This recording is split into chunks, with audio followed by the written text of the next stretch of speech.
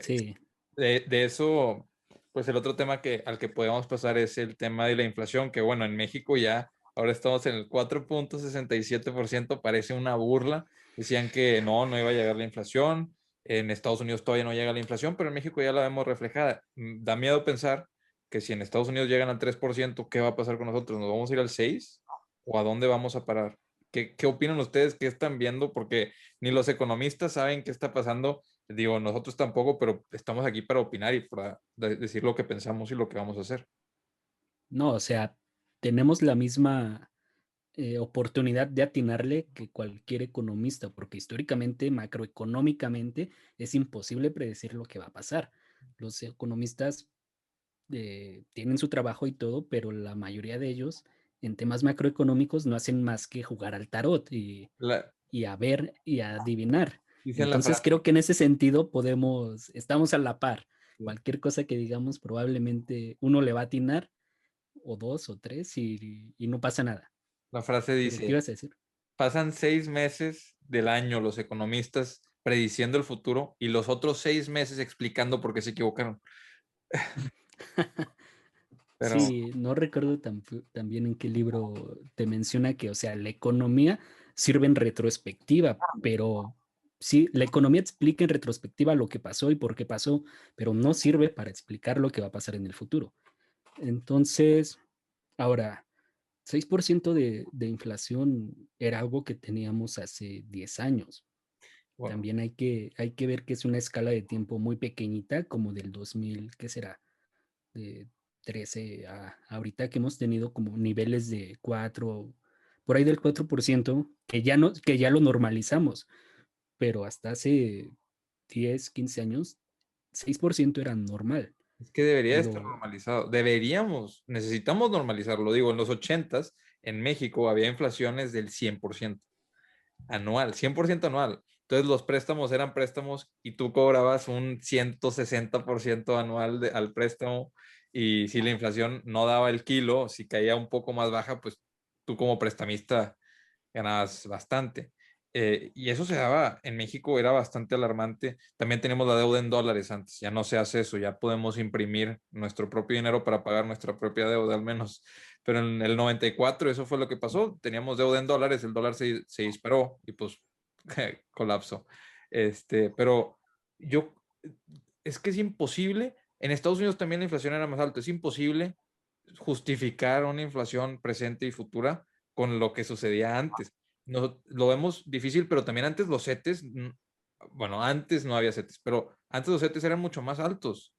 Que ahorita con una tasa del 4%, ¿qué hace el que tiene que tener su dinero o que necesita su dinero? Lo deja en la cuenta de banco y te va a comer no solo la inflación, pero los impuestos. De cada peso que trabajas ganas 95 centavos y esos 95 centavos restan los impuestos. bueno, aquí me gustaría saber si alguien de ustedes tres invierte primero en CETES, porque es lo primero que yo creo que podríamos como que tratar de dar nuestra opinión, ¿no? ¿Qué debe de hacer una persona que ahorita está invirtiendo en CETES, que está como al 4%?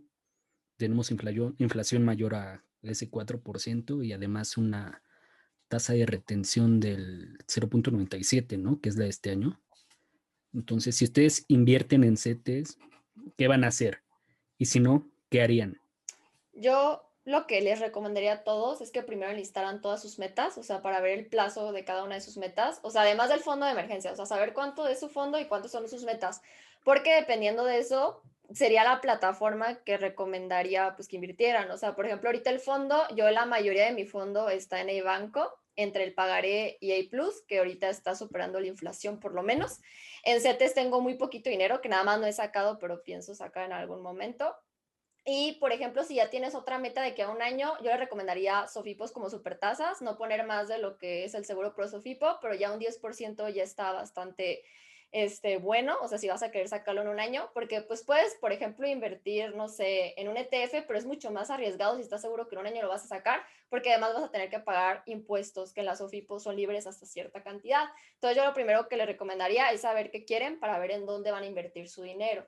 Ya después de eso, ahora sí van ordenando cierta cantidad y deciden en qué plataforma es mejor tener su fondo de emergencia, que para mí ahorita la mejor opción es Hey Banco, pero pues no sé los demás qué opinan. Bueno, yo sí invierto en CETES. Digo, cada vez estoy siendo más selectivo con los vehículos en los que invierto. Por ejemplo, ahorita ya estoy dejando de invertir en muchas cosas. Lo reducí solamente a 3 instrumentos, que es la bolsa, CETES y Bitcoin. Ya únicamente estoy en eso, estoy retirando el dinero a todos lados. Y digo, Bitcoin lo estoy viendo como una apuesta a muy largo plazo. La bolsa quiero que sea la mayoría de mi patrimonio, pero CETES, y ni siquiera lo veo como fondo de emergencia. O sea, yo creo que es importante tener la seguridad que te da CETES. Habrá veces que no supere la inflación, pero yo no tengo problema con eso, porque ni siquiera es algo que me haga perder el sueño. Si yo quiero crecer mi capital, como diría Bernardo, pues lo meto a la bolsa o lo meto a Bitcoin a 3 décadas, ¿no? Pero creo que es importante porque yo cada vez que recibo dinero y lo voy a invertir, destino creo que entre un 15 o un 20% a CETES, pase lo que pase, porque si hablamos de libertad financiera, en 40 años, ¿qué es lo que más te va a dar tranquilidad? Los CETES, definitivamente.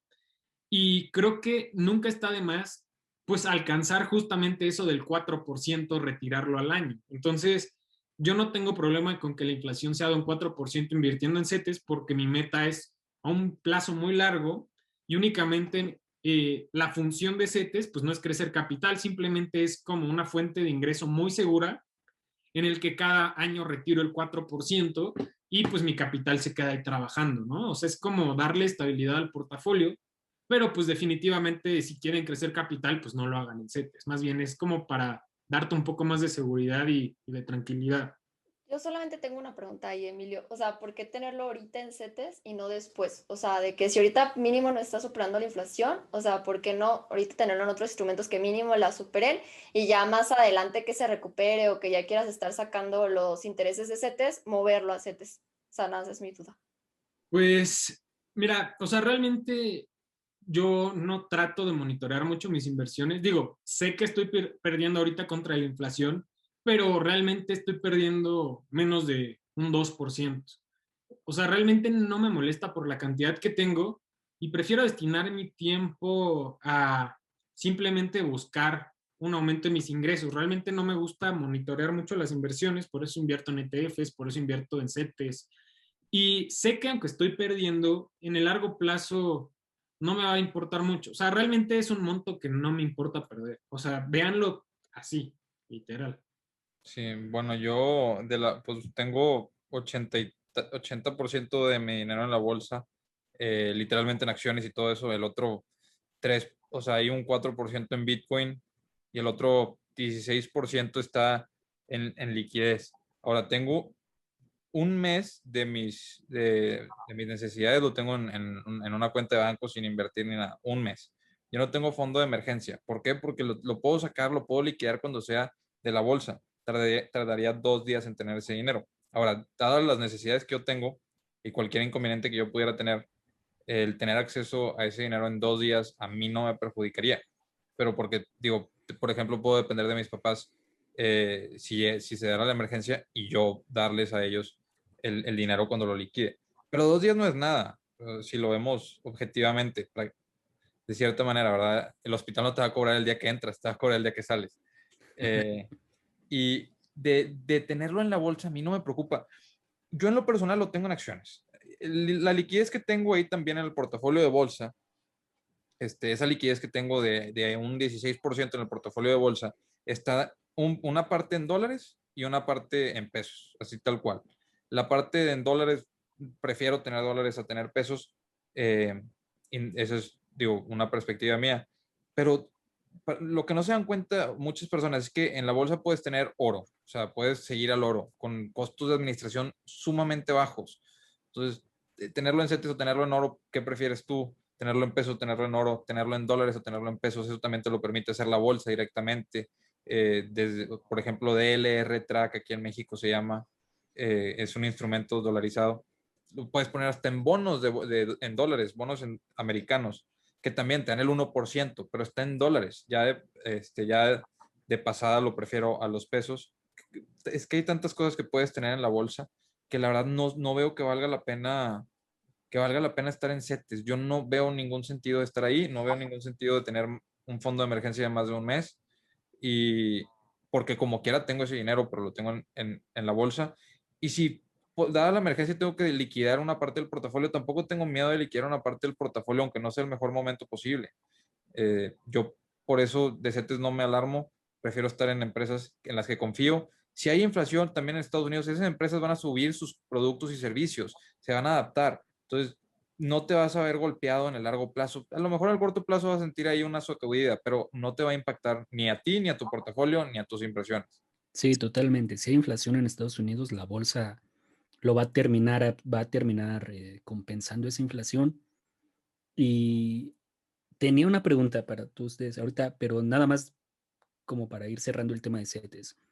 Ahorita, si tú estás invirtiendo en CETES o en algún instrumento de renta fija, integrante del sistema financiero, que dada la inflación y dada la tasa de retención ya te esté generando una tasa de interés real negativa, lo que tendrías que hacer para el siguiente año es sí o sí presentar tu declaración anual y recuperar esas pérdidas, que lo puedes hacer.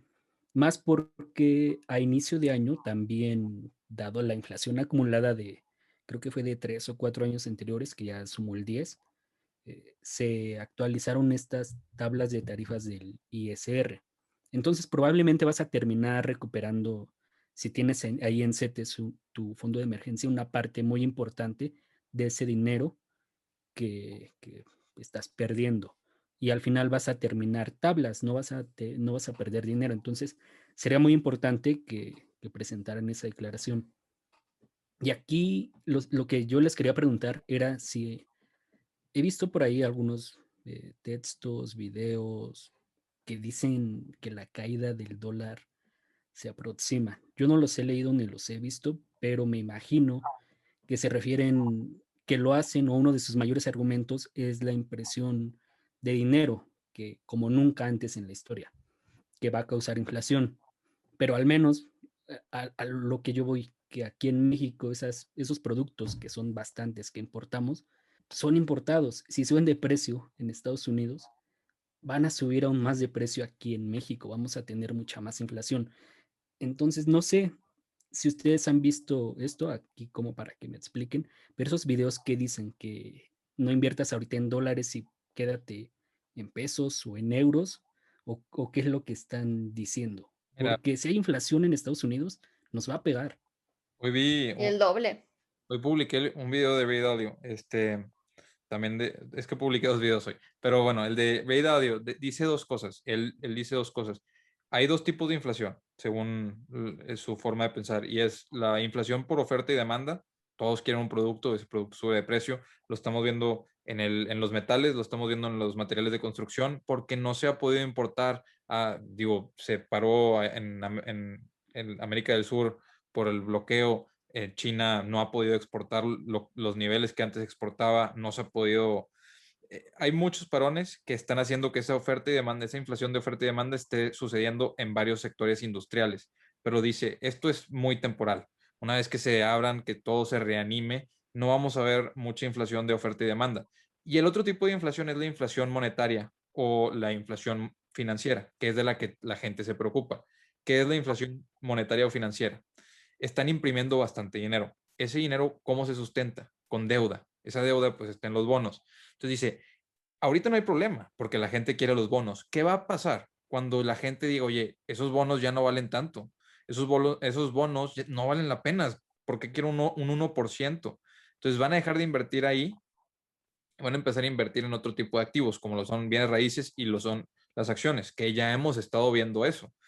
Los bonos se movieron en Estados Unidos un 0.4% y vimos lo que pasó en el Nasdaq, que se cayó 10% aproximadamente. Un 0.5%, no es nada. Entonces, dice, esa es la inflación que preocupa, que las acciones sean carísimas, las casas sean carísimas. Ahora, ¿cómo vas a pagar renta si no tienes suficiente dinero? ¿Cómo van a las nuevas familias a comprar casas? Y eso, lo que preocupa sus tres factores de riesgo son el factor financiero, que es esto que te estoy diciendo, de la deuda, el factor de la inequidad, y ese es el factor que va a golpear.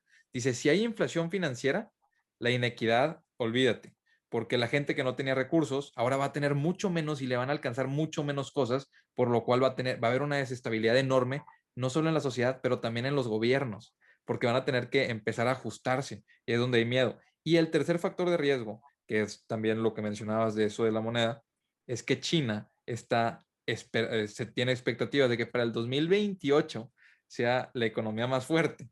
O sea, estamos hablando de tres cambios enormes en el mundo, de que, ok, tienes impresión que nunca se ha dado y tienes algo que no había sucedido desde 1930, que es una economía, una nueva economía, que es China, y esa inequidad en el mercado. ¿Qué dice él? Invierte ahorita, no tengas efectivo, e invierte en activos que se vayan a ajustar a la inflación, que produzcan bienes, o por ejemplo, pues las rentas, si tienes rentas, te ajustas. Ahora, no sé si eso aplique para México. No sé si las rentas en México se vayan a ajustar a esa inflación. Probablemente sí, pero yo no estoy seguro.